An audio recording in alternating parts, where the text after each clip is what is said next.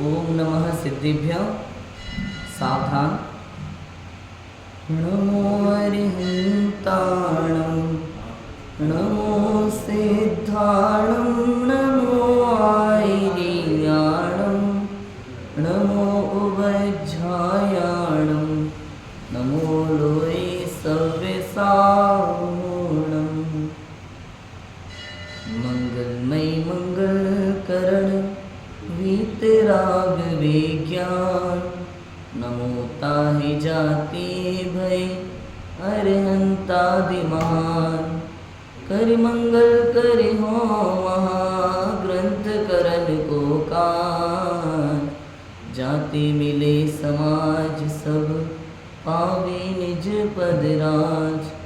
इस भवतरु का मोलेक जानहु मिथ्या भाव। ताको कर निर्मूल अब गरीबो शुभाम। वचन के बाद 2 तत्वासी को पाठ करें।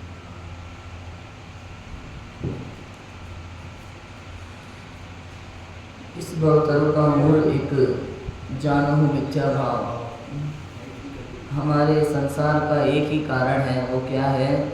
मिथ्या भाव। सारी मेहनत लगाना है तो इसी में लगाओ कि मिथ्यात्व का अभाव हो जाए, बस और कुछ नहीं करना। सुखी होना है तो सबसे पहला काम हमारा क्या है? मिथ्यात्व का अभाव। जब तक मिथ्यात्व का अभाव नहीं होगा तब तक संसार में कुछ भी कर लेना सुख नहीं मिलेगा। समझ में आ रहा है? सम्यक सन्मुख मिथ्या दृष्टि का प्रकरण हमारा चल रहा है। पंडित टोडरमल जी ने बहुत गजब चिंतन किया है और यहाँ इस विषय को इतने सरलतम रूप से प्रस्तुत किया है, क्या कहें। हमारी सारी भूलें यहाँ बता दी, निश्चयाभासी, व्यवहाराभासी, उभयाभासी में। और अब ये कह रहे हैं कि तू सम्यक्त्व की दिशा में कब हो सकता है? सम्यक दर्शन बाद में होगा।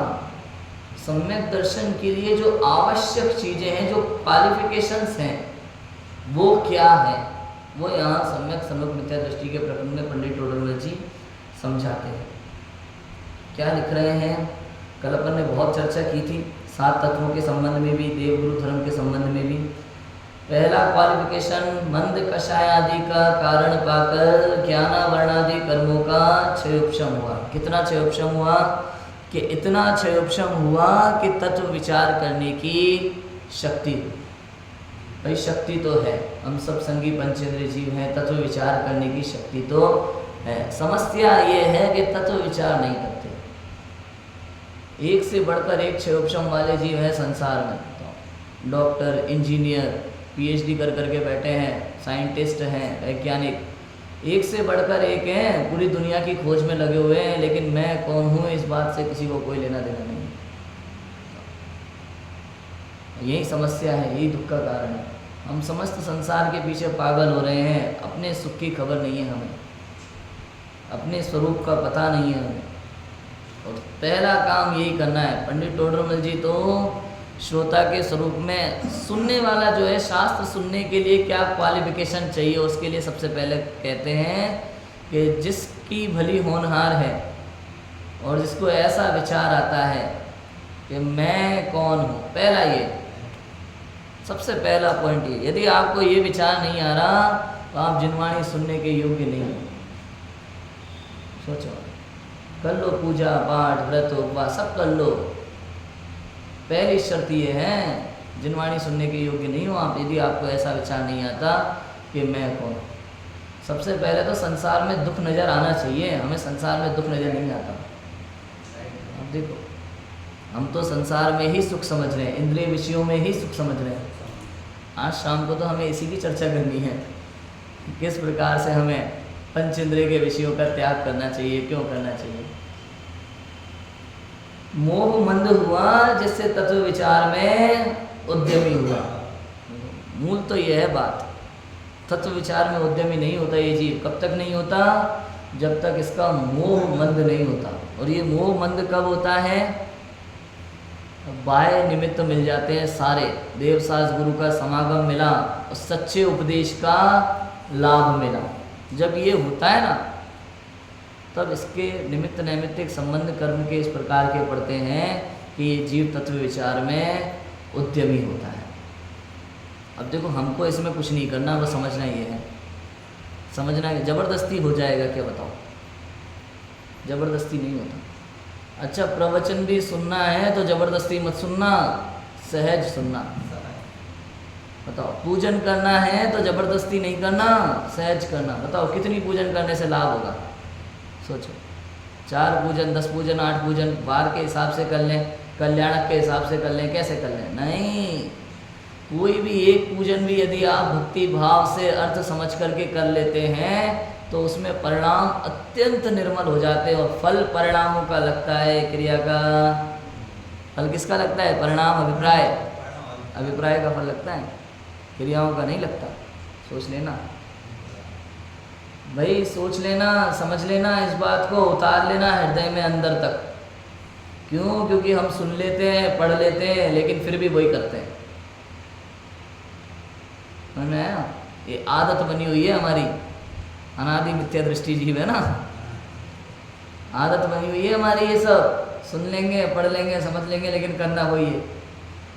एक बार किसी के साथ मेरी बात हुई थी, एक दादी थी, बुजुर्ग दादी, और रात्रि में भक्तामर विधान करने का आजकल बहुत चलन हो गया है, बहुत जगह चलन हो गया है। 48 दीपकों से भक्तामर विधान रात्रि में करना, और दुनिया भर की हिंसा उसमें होती है। मैंने एक दिन बड़े प्रेम से ऐसे ही कहा, मैंने कहा दादी एक बात बताओ, इसमें हिंसा नहीं होती? रात्रि का समय है, सूर्यास्त के समय से लेकर के कितनी अनंत गुणा जीवों की उत्पत्ति प्रति समय होती है, 30 जीवों की भी हिंसा होती है, तो क्या बिना दीपक जलाए भक्तामर का पाठ नहीं हो सकता? या उसमें पुण्य कम लगेगा? बताओ, रात्रि में दीपक जलाने से हिंसा होती है कि नहीं होती? कि हाँ होती है। पाप लगता होगा कि नहीं लगता होगा? हाँ लगता होगा। तो क्यों करते हैं? हम तो करेंगे। समझ में आई बात? समझ में आई बात? हम तो करेंगे। ये चल रहा है, और हम सबके बीच में एक आध की बात नहीं है, एक दादी की बात नहीं है, ये समस्त संसार में यही चल रहा है। कौन सी चीज़ का पालन हो रहा है बताओ? लोक में लौकिक कानून का पालन करते हैं? बताओ, नियम बन जाते हैं लेकिन पालन नहीं करते। उसी प्रकार से हम धर्म में करते हैं, शास्त्र में जो भी नियम लिखे होंगे हम उनका पालन नहीं करते। कौन देख रहा है? सजा देने वाला कौन है? हमें पता नहीं है कि प्रति समय कर्म का बंद हो रहा है, एक एक परिणाम का फल मिलने वाला है, एक एक परिणाम का फल भुगतने वाले हैं। लगता नहीं है, लेकिन जब उदय में आता है तो पता चलता है। कर्म दिखता है कि नहीं दिखता? बताओ, कर्म पुद्गल है ना, रूप गुण है, दिखता है। जब उदय में आता है तो पता चलता है, देखो देखो कर्म का उदय।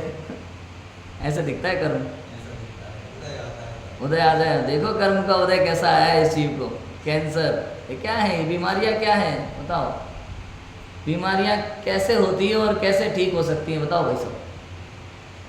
कर्म के उदय से होती है, और उसकी स्थिति खत्म होने पर अपने आप ठीक हो सकती है। बताओ, मैं ठीक करता हूँ क्या? सोचो, हमें लगता होगा, सोचते होंगे मैं कुछ करने वाला नहीं। बताओ, शरीर के लिए क्या करें? जिम कर लें अच्छी से अच्छी, 1 घंटा सुबह शाम। शरीर किसके हाथ में है? बताओ, किसका काम है शरीर को संभालना? मोटा पतला, काला गोरा, छोटा मोटा, सब किसके हाथ में? ये सब नाम कर्म की जिम्मेदारी है, हमारा कोई काम नहीं, हम जबरदस्ती लगे।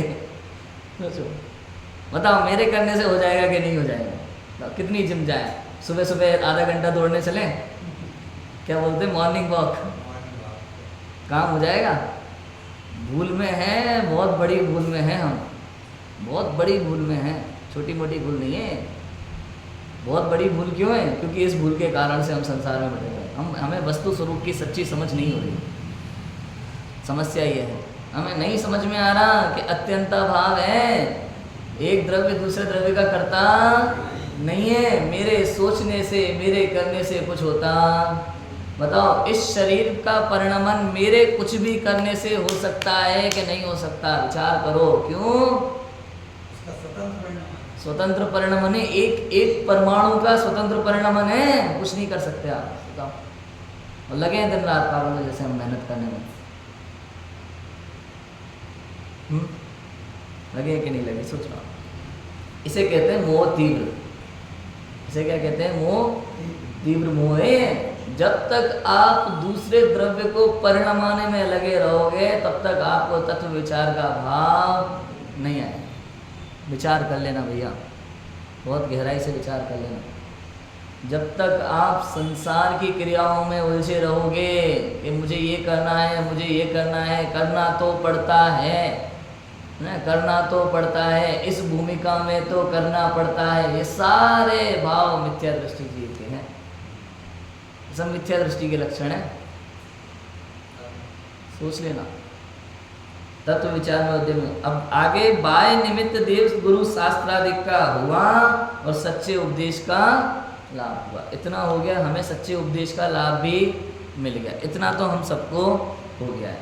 अब देखो आगे, वहाँ अपने प्रयोजन भूत देव मोक्ष मार्ग के, किसके प्रयोजन भूत? अपने प्रयोजन भूत, अपने प्रयोजन भूत मोक्ष मार्ग के देव गुरु धर्मादि के जीवादि तत्वों के तथा निज पर के और अपने को अहितकारी हितकारी भावों के इत्यादि के उपदेश से सावधान होकर ऐसा विचार किया कि अहो मुझे तो इन बातों की खबर ही नहीं था। बहुत चर्चा की हमने, देव गुरु धर्मादि का निर्णय किया, प्रयोजनभूत तत्व का निर्णय किया, आश्रव बंद। ये आश्रव बंद भाव को हम नहीं समझ रहे, नहीं पता चल रहा कि आश्रव बंद कैसे हो रहा है और संवर निर्जरा कैसे होगी। ये स्वाध्याय जीवों की अपेक्षा से बात है, जो स्वाध्याय नहीं है उन्हें तो आश्रव बंद और संवर निर्जरा शब्द ही नहीं है उनके लिए, उन्हें ये तो उनकी बात है जो स्वाध्याय करते हैं, आश्रव बंद और संवर निर्जरा। ये जो मेरे भाव हो रहे हैं, शुभ अशुभ भाव, जो भी भाव है, प्रशस्त अप्रशस्त भाव, ये क्या है? आश्रव बंद है। देखो जितने भी प्रशस्त अप्रशस्त भाव हो रहे हैं क्या है? आश्रव बंध है। और संवर निर्जरा क्या है? इन परिणामों से भिन्न मेरा जो चैतन्य स्वरूप है उसमें लीन होना, उसे बाह्य में कहेंगे शुद्धोपयोग। कहेंगे क्या? शुद्धोपयोग। वहाँ संवर निर्जरा है। नियम से ऐसा है, अशुभ और शुभ भाव नियम से आश्रव और बंध के ही कारण है। किसी भी अपेक्षा से ये मोक्ष मार्ग नहीं है, किसी भी अपेक्षा से कहीं तक।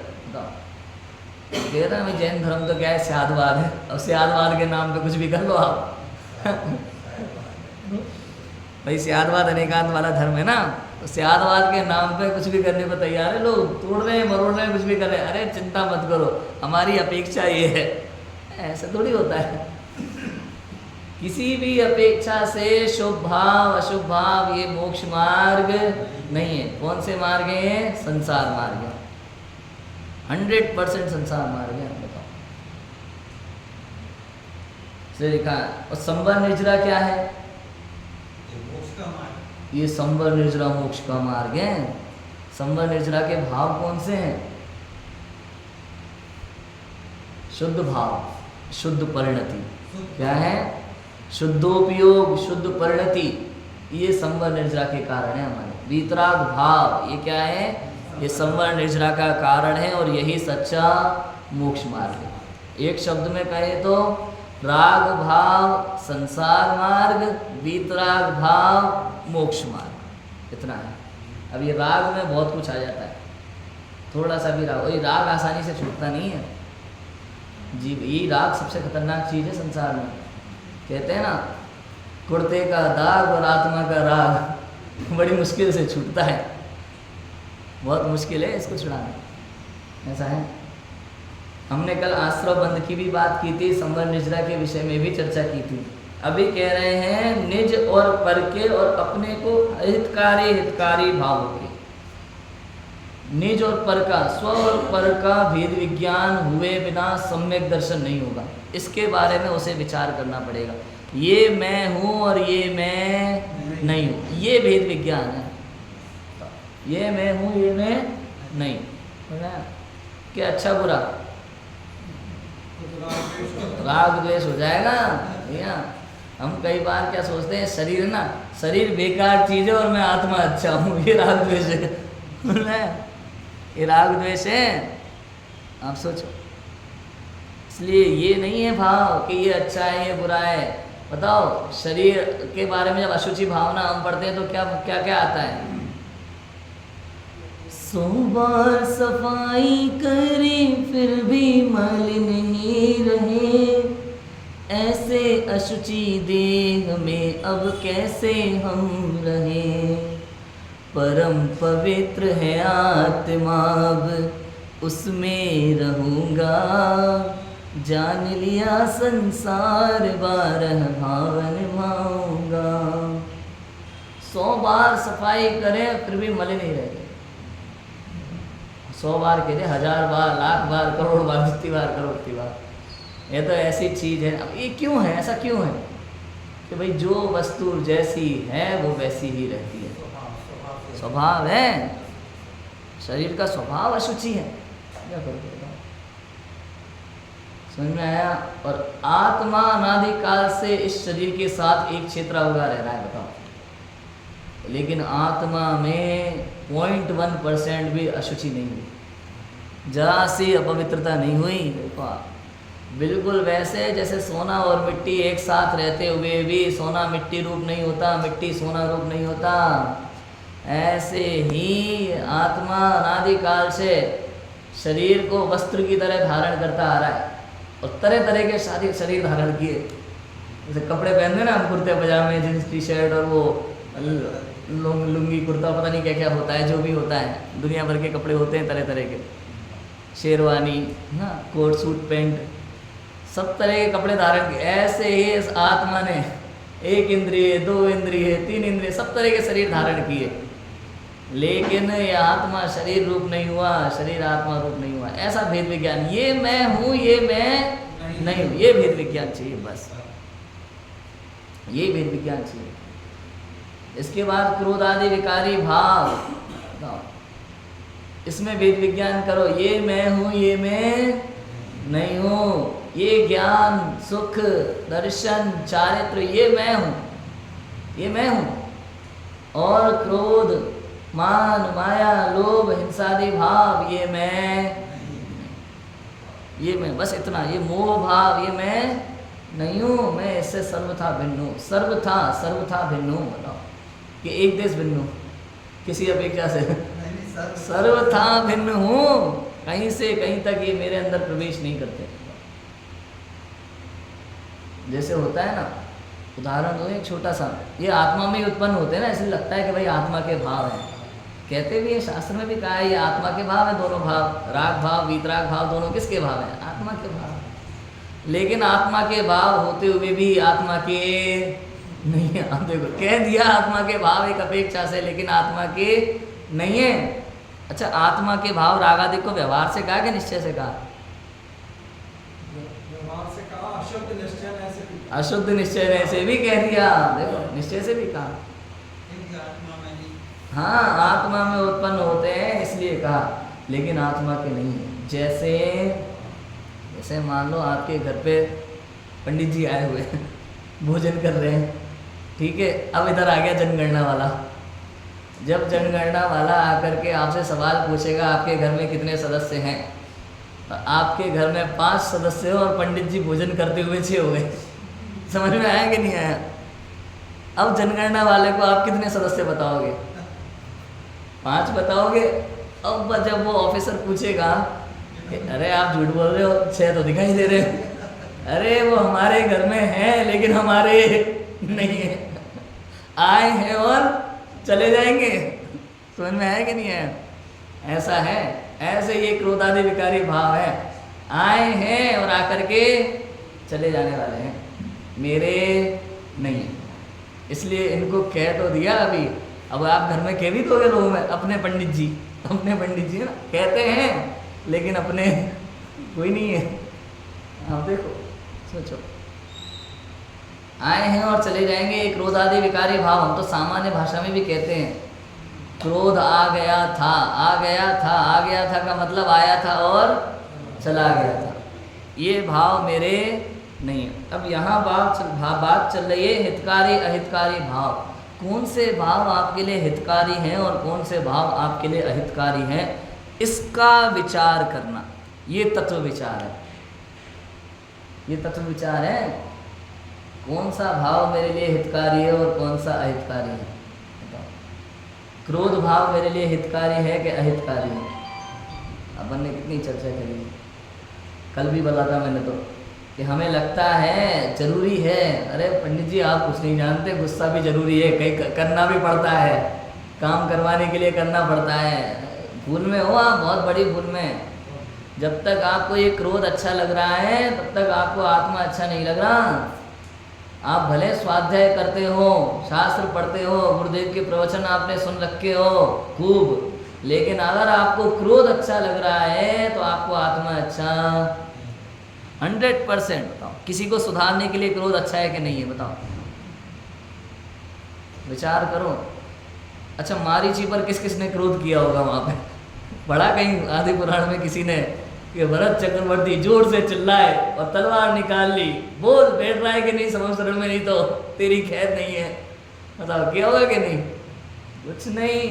या जिसको ऐसा लगता है कि मैं किसी को सुधार सकता हूँ, मैं किसी को समझा सकता हूँ, वो महाअज्ञानी महामूर्ख है, बहुत बड़ा मूर्ख है। क्या लिखा राजेंद्र जी भाई साहब ने, समझाने से समझ नहीं आता, बिन समझाए स्वयं समझ जाता। आदि ने समझाया, मारीची बोराया, माने क्यों किसी की कोई, क्योंकि आत्मा अनंत गुणों का धनी। फिर भी देखो पर्यायों में, क्या दशा है इस जीव की। देखो ये जो लाइन है ना, पर्याय, फिर भी देखो पर्याय, ये बहुत दशा बता रहे हैं जीव की। इस लाइन को समझ के लगना चाहिए। ऐसा बता रहे हैं जैसे कोई करोड़पति आदमी भीख मांग रहा हो, मैं कोई धनवान व्यक्ति, मान लो जैसे ऐसा होता है ना कई बार, जैसे डायबिटीज़ का मरीज कोई करोड़पति व्यक्ति है और उसको मीठा खाने का बहुत शौक है और घर में पूर्ण रूप से प्रतिबंधित है और वो रोड पे जाकर के भीख मांग रहा है, बिल्कुल लाचारों की तरह, काश एक मिठाई का पीस मुझे दे दो, ऐसा भटक रहा है आत्मा संसार में, पर्यायों में। अनंत गुणों का खजाना होते हुए भी थोड़ा सा सुख के प्रति, और फिर संसार वृक्ष तो हमने देखा ही है, एक बूंद और एक बूंद और के पीछे पागल है। सब सारे बाह्य निमित्त मिलने के बाद भी ये जीव तत्व विचार नहीं करता, तत्व विचार के लिए उद्यमी नहीं होता। हितकारी अहितकारी भाव इसे समझ में नहीं आते। क्रोध समझ में आया, क्रोध भाव किसी भी अपेक्षा से मेरे लिए हितकारी भाव नहीं है। अहंकार मान कषाय, बताओ हितकारी है कि नहीं, थोड़ी बहुत किसी अपेक्षा से, कोई भी कषाय मेरे लिए हितकारी नहीं।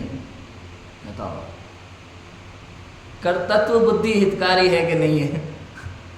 क्रोध मान कषाय और 5 पाप की बात तो हम कर ले, सबको पता है। कर्तत्व बुद्धि हितकारी है कि नहीं, भाई जरा सी भी नहीं है। मैंने कहा ना अभी, अगर आपको लगता है मैं कुछ कर सकता हूं तो अज्ञानी। पुरुषार्थ करेंगे कि नहीं पंडित जी, ये बताओ। काम तो अपने आप होगा, वो सब ठीक है, हम पुरुषार्थ करेंगे नहीं। अगर तू ये मानता है कि पुरुषार्थ करने वाला तू है तो तू मिथ्या दृष्टि। पुरुषार्थ किया जाता है कि होता है? कौन सा सोना कहे कि कुंडल मैंने बनाया? ये तो आचार्य अमृतचंद ने कह दिया, यह परिणमति स करता, जो परिणमित होता है वो करता है। सोने ने कुंडल बनाया कि नहीं बनाया, बताओ। कि भाई परिणमित हुआ इसलिए करता का, उसको कुछ करना पड़ा। ऐसे ही आत्मा जब बाह्य निमित्त मिलते हैं, काल अवधि भवितव्यता होती है, तो स्वयं परिणाम इस तरह के हो जाते हैं कि भैया मिथ्यात्व झल रहा है, अनंत अनुबंधी झल रही है, अप्रत्यक्षानावरण झल रहा है। इसका नाम क्या है? ये जो अंदर में ये भाव हो रहे हैं ना, जिसके कारण से अनंत अनुबंधी जा रही है, मिथ्यात्व जा रहा है, इस भाव का नाम है पुरुषार्थ। ये जो प्रोसेस हो रही है इसका नाम क्या है? पुरुषार्थ। समझ में आया? इसका नाम पुरुषार्थ है। समझ लगा? बताओ, बीमारी हो जाए तो क्या करें? इलाज कराए कि नहीं कराए पंडित जी? सोचो आप, इलाज कराए कि नहीं कराए? इस पे भी बहुत बढ़िया चिंतन है। इसमें पंडित टोडरमल जी ने दूसरे अधिकार में असाता वेदनीय साता वेदनीय का प्रकरण है ना, वहाँ बहुत बढ़िया उदाहरण देकर के बातें समझाई हैं। सिंपल उदाहरण देता हूँ मैं आपको। मान लो भाई साहब पप्पू को रोग हो गया, ठीक है, पप्पू बीमार है, काफ़ी दिन से बीमार है और उस बीमारी का इलाज भी करा रहा है, ठीक है। अब 1 महीने तक उसने देश विदेश के बड़े से बड़े डॉक्टरों को दिखा लिया लेकिन बीमारी ठीक नहीं हुई। अब ये क्यों हुआ पता है? क्योंकि पप्पू ने पूर्व में ऐसा परिणाम किया था कि जिसके कारण से इस जाति का कर्म का बंध हुआ कि उसे 1 महीने तक वो बीमारी सहनी होगी। ठीक है, समझ में आया? 1 महीने तक वो बीमारी उसे सहनी होगी, 1 महीने के कर्म की वो स्थिति, ठीक है ना।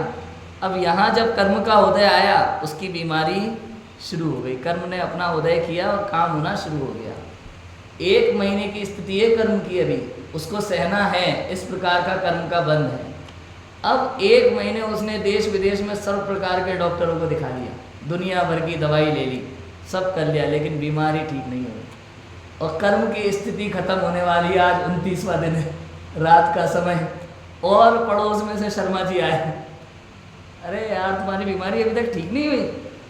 ऐसा ही हमारे पड़ोसी को भी हुआ था एक बार, हमारे रिश्तेदार को भी हुआ था ऐसा ही, ये वाली गोली खाओ तुम। हमारे गांव में एक वैद्य हैं, उनकी स्पेशल गोली है, आप ये वाली गोली खाओ। अब फिर देखो आप, अब वो शर्मा जी ने जो गोली दी और इसने खाई और खा के सो गया, अगले दिन एकदम ठीक, एकदम ठीक। क्यों? उसे क्या लगेगा? पूरा शर्मा जी आपका बहुत बड़ा उपकार, आपकी दी हुई दवाई से मैं ठीक, पूरी दुनिया में गीत गाएगा वो, भाई साहब ऐसी बीमारी हुई थी, 1 महीने तक देश विदेश के बड़े बड़े डॉक्टरों को दिखा लिया लेकिन मैं ठीक नहीं हुआ, और शर्मा जी ने रात को आकर के एक गोली दी और मैं सुबह एकदम। अब सोचो, अब बताओ दवाई से ठीक हुआ कि उसके कर्म की स्थिति खत्म हो गई थी और वो अपने आप ठीक हो गया।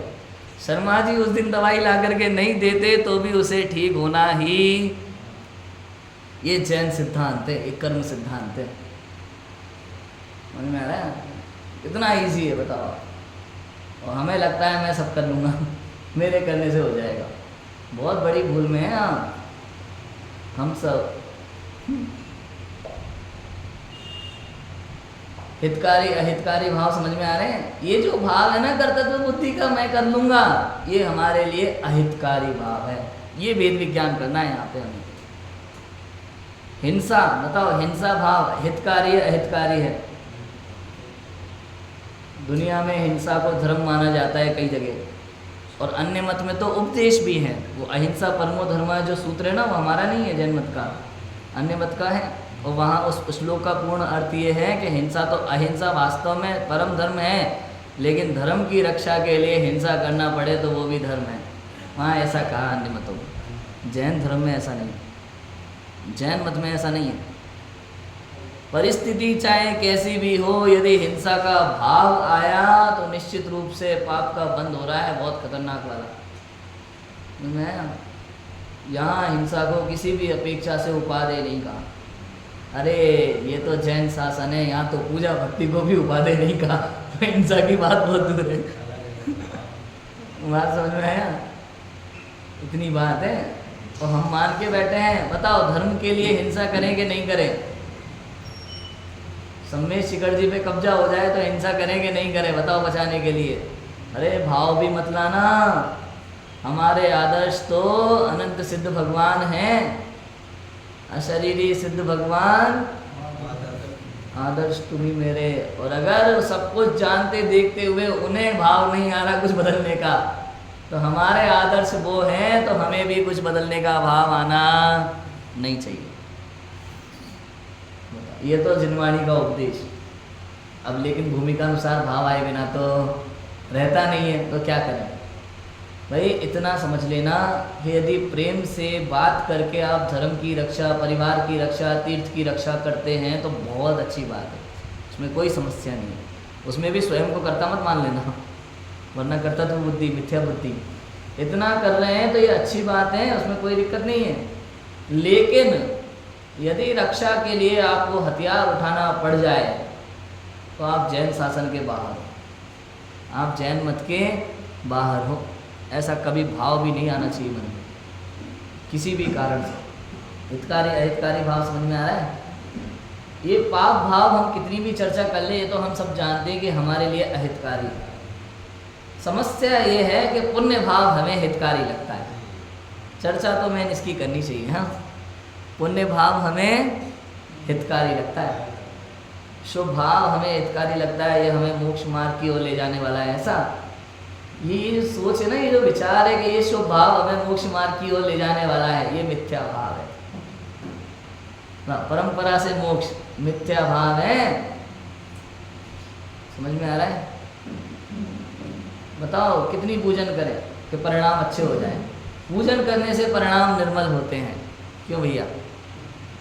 अच्छा, कपड़े से परिणाम निर्मल होते हैं, ये तो बहुत ही बड़ी बात हो गई अभी, ये तो बहुत चल रहा है। हाँ भाई, धोती दुपट्टे पहनते समय पंडित जी भाव अलग होते हैं और कुर्ते पजामे पहनते समय भाव अलग होते हैं, जींस टी शर्ट में भाव अलग होते हैं। ऐसा होता है? फिर वही बात आ गई, देखो, एक द्रव्य दूसरे द्रव्य का कर्ता अत्यंत भाव है। विचार करो, जरा सोचो। कई सुनी बातों को हम सच मान करके ऐसा श्रद्धान कर लेते हैं। श्रद्धान ये मिथ्या श्रद्धान है। बताओ आप, धोती दुपट्टे पहनने से परिणाम शुद्ध हो जाते हैं तो इस अपेक्षा से तो सिद्धों के परिणाम शुद्ध नहीं है, उनके पास तो है नहीं। अरहंतों के परिणाम शुद्ध नहीं है, मुनिराजों के परिणाम शुद्ध नहीं है। क्यों भाई? ये बात ही बहुत हल्की बातें हैं एकदम। कल मैंने कहा था ना, सम्यक दृष्टि क्या पहनता होगा बताओ? धोती दुपट्टे पहनता होगा कि कुर्ते पजामे पहनता होगा कि जींस टी शर्ट पहन सकता है कि नहीं पहन सकता? बताओ कि भाई कपड़ों से परिणाम का दूर दूर तक कोई संबंध नहीं है, क्योंकि कपड़े जो हैं वो पुद्गल द्रव्य है और परिणाम आत्मा के भाव है, अत्यंता भाव है। एक से दूसरे का कोई संबंध, निमित्त नैमित्तिक संबंध होगा कि नहीं होगा? इसका थोड़ा विश्लेषण करते हैं। हाँ, निमित्त नैमित्तिक संबंध होगा कि नहीं होगा, इसके लिए गुरुदेव श्री ने बहुत सारी बातें कही हैं। पचाना थोड़ा मुश्किल पड़ता है। पता है गुरुदेव क्या कहते हैं? निमित्त नैमित्तिक संबंध भी नहीं है। गुरुदेव ऐसा कहते हैं, निमित्त नैमित्तिक संबंध भी नहीं है। यदि आप ऐसा मान लो ना तो इसमें स्वभाव की शक्ति पर सवाल उठ सकता है। समझ में आया कि नहीं आया? भाई बाय में निमित्त हो ना हो, मेरे स्वभाव में अपना कार्य निरंतर होता है। अब बताओ, मेरे अंदर में कार्य निमित्त के कारण से हो रहा है कि अपने स्वभाव के कारण से हो रहा है? सोचो।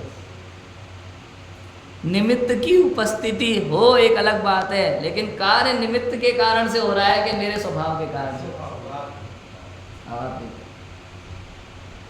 बहुत विचार करने की बात है। तो सिंह को दो मुनिराजों ने उपदेश दिया। बताओ, मुनिराज के निमित्त से सम्यक दर्शन हुआ कि उसके स्वभाव के आश्रय से सम्यक दर्शन हुआ? और अगर मुनिराज के निमित्त से हुआ तो आदिनाथ के निमित्त से क्यों नहीं हुआ? बताओ, इतने दिग्गज बैठे हुए थे वहां, चौथे काल का प्रारंभ था। स्वयं दादा तीर्थंकर, चाचा बाहुबली, पिता भरत, इतने तद्भव मोक्षगामी भाई, ये सब होते हुए, इतने सारे बलवान निमित्त होते हुए कार्य नहीं हुआ। और सिंह की पर्याय में दो मुनिराज उपदेश दे रहे हो, कार्य हो रहा है। तो निमित्त के कारण से कार्य हुआ कि अपने स्वभाव के आश्रय से कार्य हुआ? बताओ। बताया था ना 5 संवाद, इनकी उपस्थिति में कार्य होता है। बताओ, काल लब्धि और भवितव्यता बहुत गजब का टॉपिक है, देखा जाए तो हम उड़ा देते हैं। जब पुरुषार्थ की बात आती है ना, पुरुषार्थ की अपेक्षा से कथन होते हैं, तो सबसे पहले ये जीव काल लब्धि और भवितव्यता को उड़ाता है। मैं जब जब बात पुरुषार्थ की अपेक्षा से होगी शास्त्रों में, मैंने कहा शास्त्रों में अलग अलग अपेक्षाओं से कथन होते हैं भाई। आपको स्वभाव की अपेक्षा से भी कथन मिलेंगे, आपको पुरुषार्थ की अपेक्षा से भी कथन मिलेंगे, और काल लब्धि भवितव्यता की अपेक्षा से भी कथन मिलेंगे, और निमित्त की अपेक्षा से भी कथन मिलेंगे, खूब मिलेंगे आपको। और जब किसी एक अपेक्षा से कथन होते हैं तो बाकी के 4 समवाय वहाँ गौण होते हैं, और पढ़ने वाला, स्वाध्याय करने वाला जीव उन चारों को हटा देता है, एकदम हटा देता है। ये बहुत बड़ी गलती है। गौण है वो, उनके बिना कार्य। भाई 5 समवाय में कौन सा कम कौन सा ज़्यादा बताओ, सबका बराबर का योगदान होता है, एक दूसरे से कम नहीं है कोई भी, ऐसा है। तो कार्य कहाँ होता है? स्वभाव में हो रहा है। बताओ, जब जब पुरुषार्थ की बात चलती है, ऐ कथमपि मृत्वा तत्व कौतूहलीसन अनुभव भव मूर्ते पार्श्ववर्ती मूर्तम, ये जो बात चलती है, मर करके भी बच करके भी तत्व का श्रद्धा नहीं हो। बताओ कितने लोग सुन रहे हैं इस बात को? आज मुमुक्षु समाज पूरी इस श्लोक को जानती है, बहुत अच्छे से जानती है, प्रसिद्ध श्लोक है आत्मख्याति टीका का। लेकिन कितने लोग बताओ मर करके भी बच करके भी तत्व विचार करने के लिए तैयार हो रहे हैं? पुरुषार्थ से कार्य होता है। हम सब जानते हैं कि संसार में अनादि से दुखी हैं, सुखी होने का एकमात्र मार्ग आत्मा में है। मैं ही सुख का सागर हूँ, मुझे सुख बाहर में नहीं ढूंढना, हम सब जानते हैं। लेकिन फिर भी काम क्यों नहीं हो रहा? क्यों नहीं हो रहा? एक तरह से देखे तो काल लब्धि नहीं है, भवितव्यता नहीं है, एक ही है। दूसरा, अगर इसी प्रकरण के आधार से देखें सम्मुख मिथ्या दृष्टि, तो भाई साहब उस जाति का कर्म का उदय नहीं है कि मोह मंद हुआ हो। मोह मंद नहीं हुआ, इसलिए ये जीव तत्व विचार में उद्यमी नहीं है। समझ में आए? पता है, पूरा द्वादशांग कनेक्टेड है अपने समय सार, प्रवचन सार, पंचास्तिकाय, नियम सार, अष्टपावड़, या कोई भी ग्रंथ पढ़ लो आप, मोक्ष मार्ग प्रकाशक, भगवती आराधना, योग सार, परमात्मा प्रकाश, पुरुषार्थ सिद्धि उपाय, रत्नकण शाम, कोई भी ग्रंथ पढ़ो आप, सब एक दूसरे से कनेक्टेड है। बात वही की वही है। गुरुदेव श्री चरणानुयोग पे भी प्रवचन करते थे तो वही आत्म तत्व की बात, मुख्यता पॉजिटिव आत्म तत्व की बात, मुख्यता उसी की है। इसके बिना सारी बातें बेकार है। हितकारी अहितकारी भाव विचार करो, कौन सा भाव हितकारी है, कौन सा भाव मेरे लिए अहितकारी है। अशुभ भाव तो सब अहितकारी हैं, हम सब अच्छे से जानते हैं। अच्छा, लौकिक में अशुभ भाव हितकारी है कि अहितकारी है? भाई लौकिक अपेक्षा से थोड़ी बात कर ले हम तो, क्योंकि जहाँ जीवन जी रहे हैं हमें अपनी वही बात करनी पड़ेगी। मैं जब भी स्वाध्याय करता हूँ और लेता हूँ तो अपने प्रैक्टिकल जीवन को सामने रख के बात करता हूँ। क्यों? क्योंकि ये हमारी दैनिक चर्या में है, तभी तो हमें समझ में आएगा, नहीं तो शास्त्र की भाषा पढ़ने से क्या फ़ायदा। देखो, दिन भर व्यापार आदि में जो भी हम कार्य करते हैं उसमें जो भी अशुभ भाव हो रहा है, यदि आपको लगता है कि मेरे व्यापार के लिए, मेरी गृहस्थी के लिए तो ये अच्छा है, तो मिथ्यात्व। बताओ, पूर्ण रूप से अहितकारी, पूर्ण रूप से। बताओ, पहले गुण स्थान वर्ती है ना पंडित जी, हम तो मिथ्यात्व है, हमारे लिए अहितकारी के हितकारी, तेरे लिए सबसे ज़्यादा अहितकारी है भैया। समझ में आया? जो अज्ञानी जीव है उसके लिए सबसे ज़्यादा अहितकारी ये भाव, सबसे ज़्यादा। ऐसा है बिल्कुल, जैसे मैंने बताया था ना, ऊपर से कोई नीचे कूदे जिसको पता नहीं है और गिर जाए, और जो जानबूझ के कूदे, बताओ किसको ज़्यादा लगेगी और किसको कम लगेगी? जो गिर जाए उसका सर फट सकता है, बचने नहीं बचने की गारंटी नहीं है, कोमा में चला जाए, क्या हो कुछ कह नहीं सकते। और जो कूदेगा वो पूरी सावधानी पूर्वक कूदेगा, दोनों हाथ या दोनों पैर जमीन पे टिके, सिर नहीं गिरे, इस प्रकार से कूदेगा। ऐसे ही लगाना हर जगह। जिसको पता है, वस्तु स्वरूप की समझ है, और फिर भी वो सांसारिक कार्य करता है, तो उसके परिणाम कैसे होंगे? और जिसको वस्तु स्वरूप का श्रद्धा नहीं है और उसी प्रकार सांसारिक कार्य कर रहा है, उसके परिणाम कैसे होंगे? परिणाम में बहुत अंतर हो जाता है। ऐसा होता है। इसलिए सबसे पहले वस्तु स्वरूप की समझ होनी चाहिए, इसके बिना कुछ नहीं है। आचार्य बार बार एक ही बात कह रहे हैं, कुंद आचार्य कह रहे हैं बार बार, अष्टपावड़ में भी लिखा, पहले में पहले तो आत्मा को जान, पहला कार्य है तो आत्मा को जान, इसके बिना कोई कार्य होने वाला, आत्मा को जाने बिना तुम कुछ भी कर लो, कुछ हो सकता नहीं। सोचो आप, भाई डॉक्टर बनना हो, ऑपरेशन करना है, तो ऑपरेशन की जानकारी होना जरूरी है कि नहीं? वैसे ही करते हैं, हाँ, बिना जानकारी के कर सकते हैं। इसलिए कह रहे हैं हमको बाहर में सारी क्रियाएं करने का भाव आ रहा है, पढ़ पढ़ के, देख देख के, सुन सुन के, लेकिन कहते हैं ये सब पूरा ज्ञान है। मान लो ट्रेन में मैं एक डॉक्टर साहब के साथ बैठा था, उन्होंने जो मुझे अपने एक ऑपरेशन की घटना सुनाई तो मैं बड़ा खुश हुआ, अच्छा ये सब करके आपने एक जीव की जान बचा ली। अब कल को कोई घटना मेरे सामने आ जाए और मैं केवल उस सुनी हुई बात के आधार पे ऑपरेशन करने बैठ जाऊं तो क्या होगा? बताओ, मरीज हाथ से निकल जाएगा, होगा कि नहीं होगा? ऐसे ही भाई ये व्रतों के विषय में, महाव्रतों के विषय में सारी बातें हम सुन सुन के वही करना चाहते हैं, और जिनके ये व्रताधिक पल रहे हैं उनके तो अंदर में कषायों का अभाव है, वीतराग भाव है, उनके सहज पल रहे हैं, और हम देख देख के नकल कर करके ये सोचते हैं कि हम इनसे बड़े, क्यों? हम बराबर हो गए ना, आपके भी अणुव्रत हमारे भी अणुव्रत, आपके भी महाव्रत हमारे भी महाव्रत। इनको समझ में नहीं आ रहा कि अंदर में क्या वीतराग भाव है और बाहर में हमारे अंदर में क्या परिणाम है। क्लियर है बात? समझ में आ रही है ना? कहने सुनने से काम नहीं होता, सबसे पहले इस जीव को वस्तु स्वरूप की सच्ची समझ होनी चाहिए। पहला कार्य यही है, इसके बिना कुछ नहीं है। और हम पूरी मेहनत कहाँ कर रहे हैं? हम पूरी ताकत कहाँ लगा रहे हैं? बाहर में। टोटल पूरी ताकत, पूरी एनर्जी हम कहाँ लगा रहे हैं? बाहर में, और वहाँ पे कोई काम होना नहीं। मतलब ये समझ लो हम इतना स्वाध्याय करने के बाद भी अब तक सब गलत कर रहे हैं। सब कुछ गलत हो रहा है हमारे जीवन में। जहाँ हमें ताकत लगानी चाहिए, पुरुषार्थ करना चाहिए, वहाँ कुछ नहीं, और जहाँ करने की जरूरत नहीं है हम वहीं लगे पड़े। सोचो, बहुत विचार करने की बात है। यही सम्यक सन्मुख मिथ्या दृष्टि की दशा, यही दशा है कि वो इन सब बातों का विचार कर रहा है। यही सारी दशा है, इन्हीं सब बातों का विचार कर रहा है। ये तत्व विचार है, इसका नाम तत्व विचार है। लोक कितना बड़ा है, पूजा में कौन सी द्रव्य चढ़ाना, कौन सी नहीं चढ़ाना, बताओ, ये तत्व विचार है कि नहीं? अच्छा, कैसे चढ़ाना? खड़े होके पूजा करना कि बैठ के करना कि लेट के करना? कैसे करें बताओ कि काम हो जाए? कुछ नहीं है भैया, पढ़ना मत ज़्यादा, ये समय खराब मत करो इतना। पंडित जी कल से पूजा बंद, नहीं ऐसा नहीं कह रहे हो। गड़बड़ मत करना भाई, ये नहीं कह रहे कि कल से पूजा कर पाठ बंद कर दो, आप नियम संयम बंद कर दो, नहीं। ये कह रहे हैं कि वो मोक्ष मार्ग नहीं है।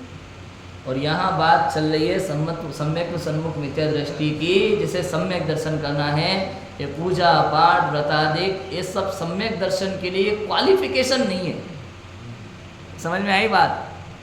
जैसे किसी जॉब को पाने के लिए जो डिग्री की आवश्यकता है, यदि आपको गवर्नमेंट सरकारी स्कूल में 8वीं कक्षा में पढ़ाने के लिए जॉब चाहिए, माध्यमिक जो होता है स्कूल, तो कहा बीएड कंपलसरी है।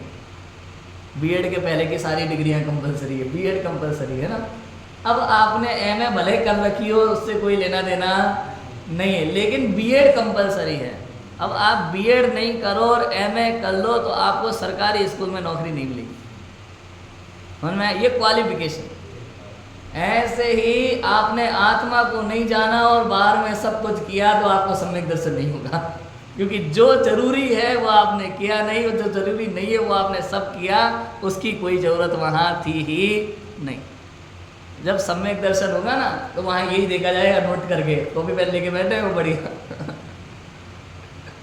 वहाँ नोट किया जाएगा आपकी क्वालिफिकेशंस क्या है, आपने क्या किया बताओ पूरे जीवन।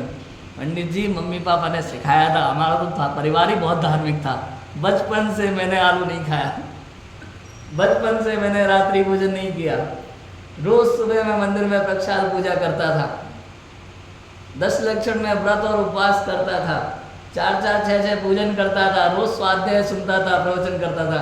चलो ठीक है, आत्मा को जाना कि नहीं जाना? बाहर सब कुछ किया लेकिन आत्मा को नहीं जाना। और जो जरूरी था वो नहीं किया। जरूरी केवल इतना है कि मैं अपने आत्म स्वरूप को जानूं, मैं वस्तु स्वरूप को जानूं। समझ में आ रहा है कि नहीं आ रहा? कितना क्लियर है विषय। पूरा जैन शासन यही है, इसके अलावा कुछ नहीं है। आप कहो कि जैन शासन में बहुत कठिन कठिन बातें हैं, बहुत सूक्ष्म सूक्ष्म कथन है, अरे परेशान मत हो आप इतना, क्योंकि इतने सूक्ष्म सूक्ष्म कथन आपको पढ़ने की जरूरत नहीं है। आप केवल ये भेद विज्ञान को करो, केवल इसमें दिमाग लगाओ, इसमें बुद्धि लगाओ। हमारे पास समय बहुत कम है, बहुत कम समय है हमारे पास। कैसे कह रहे हो पंडित जी कम समय? आपको पता है हमारी आयु? क्या आयु तो तुम्हें भी नहीं पता, इसलिए कह रहे कि बहुत कम समय है। और हम कैसे विषयों के पीछे पागल हो रहे हैं, सोचो।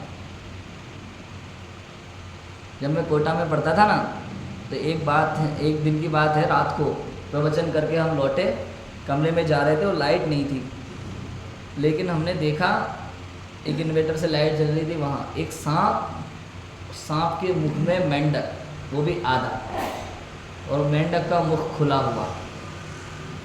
अब उस मेंढक के ऊपर मच्छर मक्खी घूम रहा था कुछ। सांप के मुख में आधा मेंढक, और उस मेंढक के मुख के पास कौन घूम रहा है, मच्छर या मक्खी?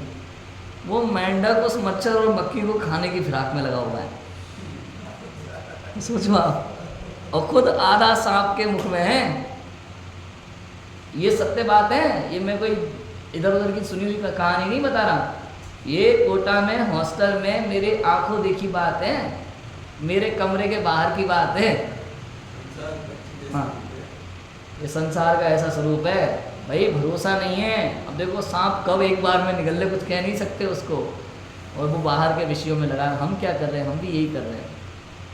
कुछ भरोसा नहीं है कल का, पता नहीं है हमें, लेकिन हमें लगता है कि सारा सुख संसार में है। नाम, पद, प्रतिष्ठा, धन, खूब वैभव प्राप्त कर लें और मजा है। मैं महिमा ही हमें इसी की आती है। तो सोचो, इसी की महिमा आ रही है हमें, तो बहुत बड़ी भूल है।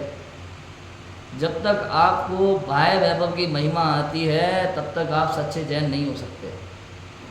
सोचो, जब तक आपको बाह्य वैभव की महिमा आती है, तब तक आप सच्चे जैन नहीं हो सकते। क्योंकि जैन किसे कहते हैं? जो इंद्रियों को जीतने का प्रयास करे, जो इंद्रियों को जीत ले, उसे जैन कहते हैं। जो इंद्रियों को जीत ले वो जैन है, और जो इंद्रियों को जीतने का प्रयास करे वो जैन है। जो इंद्रियों को जीत ले उसे जिन कहते हैं। जिन जैन दोनों चलता है। और जो इंद्रियों को जीतने का प्रयास करे वो जैन, जिन आज्ञाकारी जैन। तो अगर आपको बाह्य वैभव की महिमा आती है तो आप सच्चे जैन नहीं हो सकते। किसी धनवान व्यक्ति को देख करके आपके भाव निर्मल हो जाते हैं तो आप सच्चे जैन नहीं हो सकते। मैं बहुत विचार करने वाली बात है। हम कितनी जल्दी झुक जाते हैं, ये बहुत बड़ी गलती है। झुकना है तो ज्ञान के प्रति झुको आप, जिनवाणी के प्रति झुको आप। मैं सच कहूँ अपने लिए, मैं किसी भी धनवान व्यक्ति के आगे कभी नहीं झुकता, कभी भी नहीं। कोई भी हो, कितना भी धनवान हो, लेकिन कोई विद्वान होता है ना, मुझे लगता है इसको जिनवाणी की अच्छी समझ है, तो मैं उनके चरण स्पर्श जरूर कर लेता हूँ। चरण स्पर्श का मतलब पता है क्या होता है? चरण स्पर्श मतलब पैर छूना नहीं होता। चरण स्पर्श का मतलब तो पैर छू लिया तो चरण स्पर्श हो गया, नहीं।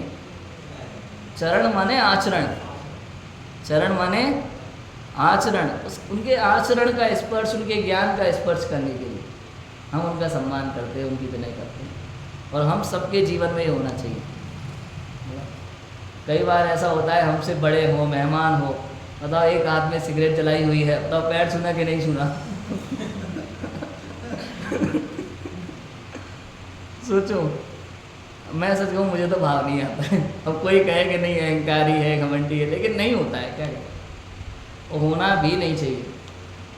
हमारे यहाँ बड़ों का सम्मान, ये सब ठीक है, अच्छी बात है, बड़ों का आदर सम्मान करना चाहिए, लेकिन सम्मान तो ज्ञान का है, उम्र का नहीं है।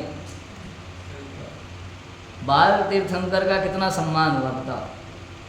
छोटे से बाल तीर्थंकर सुमेरु पर्वत पे ले जाके 1008 कलशों से, उनके माता पिता का हुआ था ऐसा सम्मान? योग्यता कैसे है? ज्ञान से और वीतराग भाव से योग्यता है। बाहर में कोई भी वैभव आपका पड़ा हो दुनिया भर में, वो योग्यता नहीं है। अगर आप जैन हो तो आपको केवल वीतराग भाव की महिमा आनी चाहिए, वाय वैभव की महिमा नहीं आनी चाहिए। इतनी बात है। ये है हितकारी और अहितकारी। क्या हितकारी है और क्या अहितकारी है? जिनवाणी में तो आप सब पढ़ ही लोगे नाम, क्रोध, मान, माया, लोभ, हिंसा, झूठ, चोरी, ये सब अहितकारी भाव है।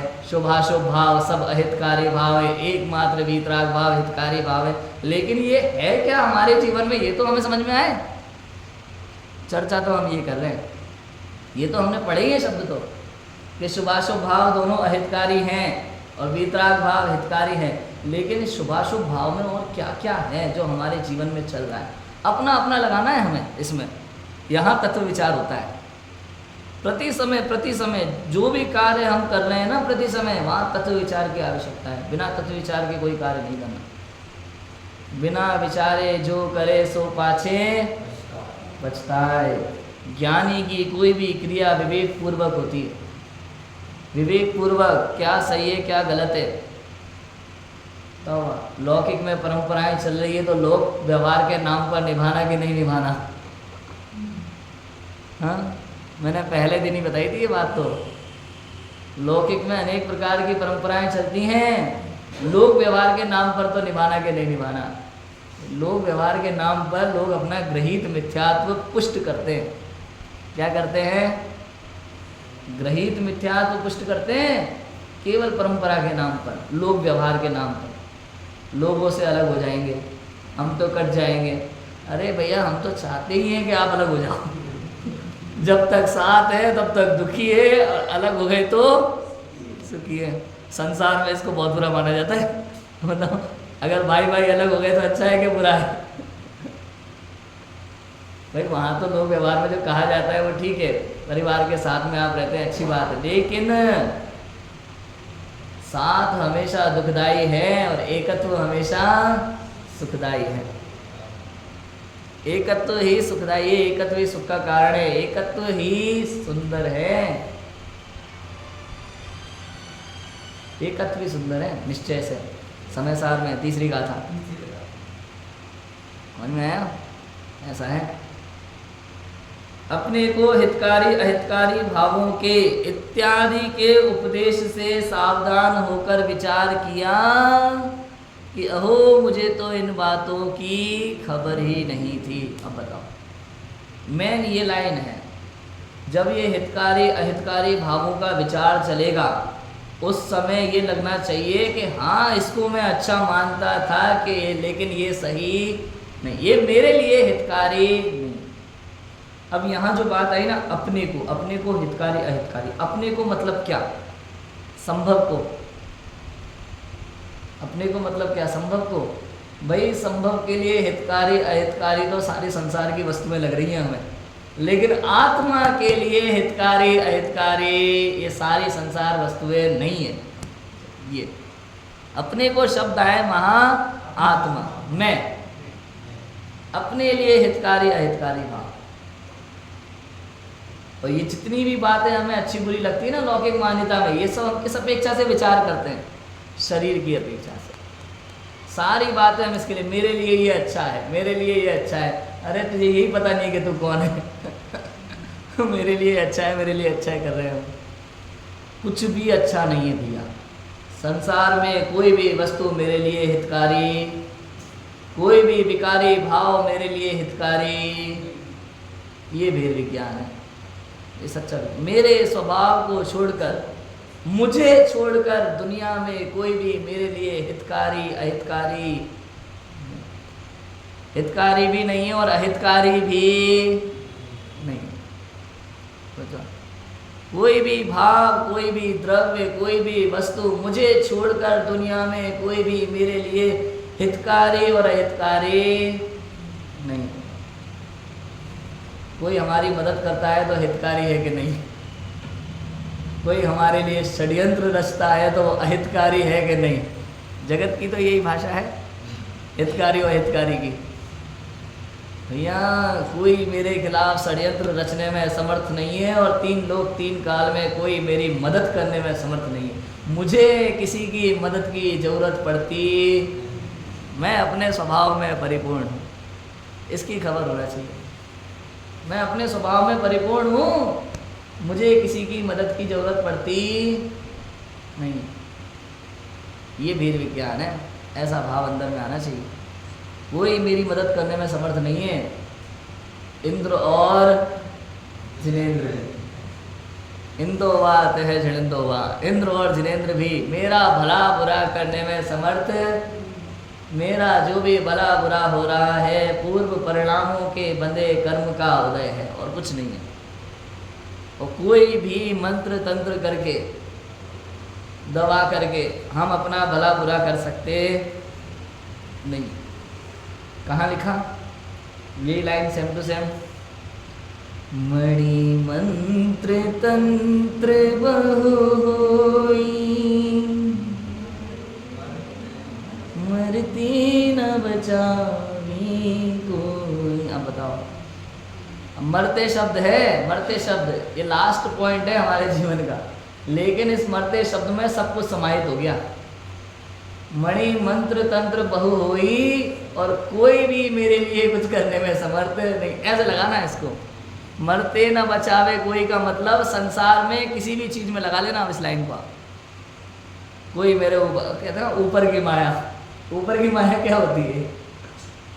कोई ऊपर की माया नहीं होती। कोई मेरा भला बुरा करने में समर्थ नहीं, चाह करके भी नहीं कर सकता, इतना है। और जब हम इन सब बातों को पढ़ते हैं, सुनते हैं लोगों से, और जब इन बातों को बहुत जल्दी मान लेते हैं तो हमारा अज्ञान पुष्ट होता है, हम दुखी रहते हैं।